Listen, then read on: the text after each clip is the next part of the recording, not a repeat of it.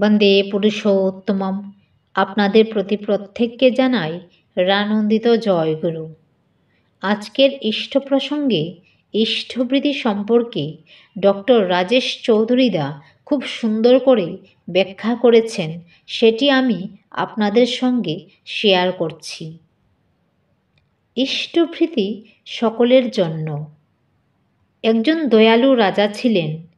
তিনি প্রতিদিন সকালবেলা তার প্রাসাদের ছাদে উঠে নিচে অপেক্ষারত সকল প্রজাদের উদ্দেশ্যে চাল, ডাল, সবজি, মিষ্টি, টাকা পয়সা ইত্যাদি নানা প্রয়োজনীয় দ্রব্যাদি ছুঁড়ে ছুঁড়ে দান করতেন।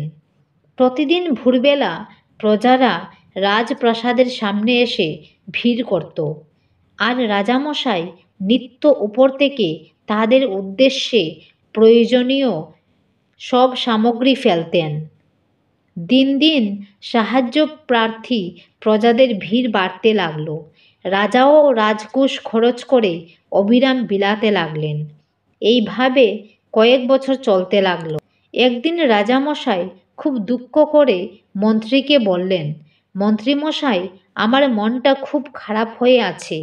এই যে আমি রোজ রোজ নিচে অপেক্ষারত প্রজাদের উদ্দেশ্যে এত এত সামগ্রী বিলাচ্ছি, আজ অবধি একজন প্রজাও সেই দান সামগ্রী কুড়িয়ে একটু উপরের দিকে তাকিয়ে আমায় দেখেনি। কেউ আমার উদ্দেশ্যে সামান্যতম কৃতজ্ঞতা জ্ঞাপন করেনি। সবাই শুধু নিচের দিকে তাকিয়ে দান সামগ্রী কুড়িয়ে দ্রুত নিজ নিজ বাড়িতে চলে যেতেই ব্যস্ত। একটু আমার দিকে তাকাই না অবধি। প্রজাদের এই অকৃতজ্ঞতা আমায় খুব ব্যথা দেয়। মন্ত্রীমশাই রাজাকে বললেন, মহারাজ, আমি আপনাকে একটা উপায় বলে দিচ্ছি। আগামীকাল সকালে আপনি সেই অনুযায়ী কাজ করবেন। দেখবেন সবাই আপনার দিকে তাকাবে, সবাই আপনাকে ডাকাডাকি করবে। এই বলে মন্ত্রী রাজামশাইয়ের কানে কানে একটা বুদ্ধি দিলেন। পরদিন সকালে রাজামশাই মন্ত্রীর বুদ্ধি অনুযায়ী একটা বস্তায় কিছু পাথরের টুকরো নিয়ে ছাদে গেলেন। খাদ্য সামগ্রীর বদলে নিচে দাঁড়ানো প্রজাদের উদ্দেশ্যে ক্রমাগত পাথর ছুঁড়তে লাগলেন। পাথরের আঘাত পেয়ে সব প্রজারা চিৎকার করতে করতে করজোড়ে রাজা মশাইয়ের দিকে মাথা তুলে তাকিয়ে অনুনয় বিনয় করতে লাগলো, মহারাজ, দয়া করে আমাদের উপর পাথর ছুঁড়বেন না, আমাদের ক্ষমা করুন। রাজামশাই বুঝলেন, প্রজাদের বোধ জাগরণের জন্য মাঝে মাঝে খাদ্যদ্রব্যের বদলে পাথর ছুঁড়তে হয়। ঈশ্বর বলি বা প্রকৃতি বলি, যার দয়ায় আমরা জন্মগ্রহণের সাথে সাথেই মায়ের বুকের দুধ পেয়েছি, জীবন ধারণের জন্য আলো, বাতাস, জল, মাটি পেয়েছি, মা বাবার স্নেহ, ভালোবাসা, সেবা যত্ন পেয়েছি, খাদ্যশস্য পেয়েছি, জীবনের সকল লওয়াজিমা অনবরত পেয়ে চলেছি, তাকে আমরা প্রায়শই কৃতজ্ঞতা জ্ঞাপন করতে ভুলে যাই। আমরা ঈশ্বর ভুলে, দেবতা ভুলে আত্মমগ্ন হয়ে পড়ি, প্রবৃত্তির তোষণে ব্যস্ত হয়ে যাই। আমরা একটুও ভাবি না, যদি জন্মের সাথে সাথে মায়ের বুকের দুধ আমার জন্য প্রস্তুত না থাকতো, যদি বাতাসে অক্সিজেন না থাকতো, জল, মাটি, খাদ্য প্রকৃতি অনুকূলভাবে প্রস্তুত করে না রাখতো, যদি মা বাবার আদর যত্ন না পেতাম, তবে আমার বাঁচা সম্ভব হতো না।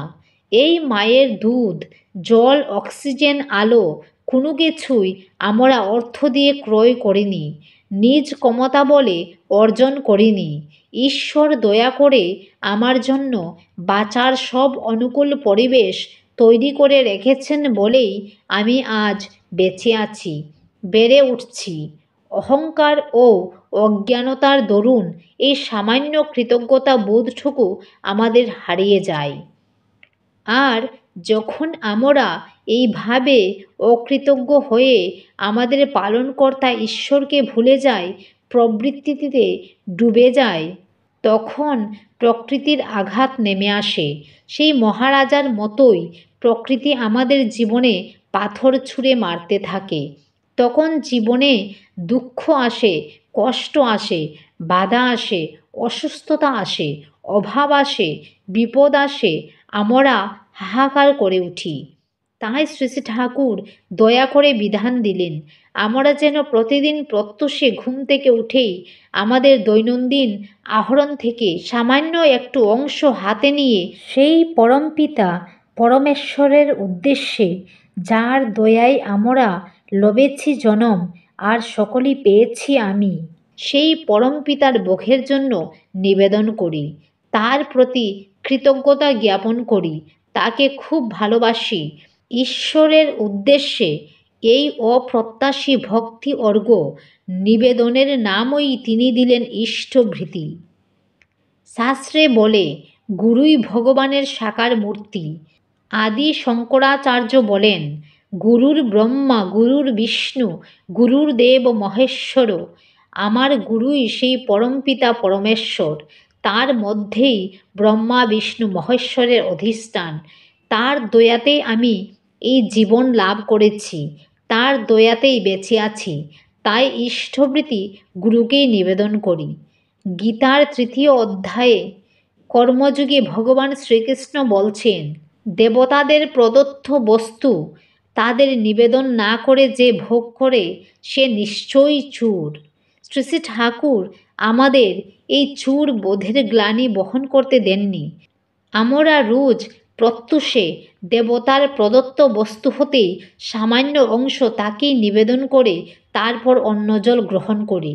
শুধু বিপদের দিনে নয়, অভাবের সময় নয়, সুখে দুঃখে আনন্দে বিষাদে অভাবে সচ্ছলতায় সর্বাবস্থায় প্রতিদিন আমরা ঈশ্বরকে স্মরণ করি, তাকে কৃতজ্ঞতা জ্ঞাপন করি, সংসারের দায়িত্ব পালন করি, পরমপিতার নামও স্মরণ করি।